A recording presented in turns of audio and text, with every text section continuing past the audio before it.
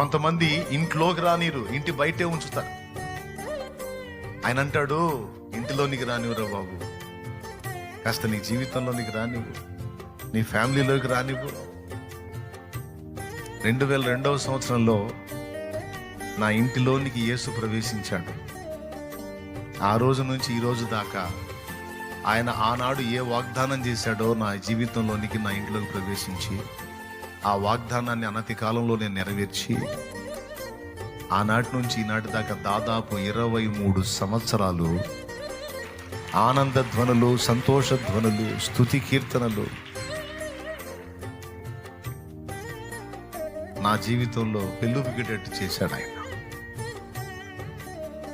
యేసు ప్రభుకి మనం ఇంత చోటిస్తే, ఆయనని కాసేపు మన ఇంట కాసేపు ఆయిరంటు ఉంచితేనే అలాంటి పరిస్థితి ఉంటే, నిత్య నివాసిగా నీతోనే ఉండటానికి యేసు ప్రభు ఇష్టపడుతున్నాడు. నేను విరిగి నీ ఇంట నిత్యము యేసయ్యకి స్థానం ఇస్తే ఆ ఇల్లు ఎలా ఉంటుందో ఒకసారి ఊహించు.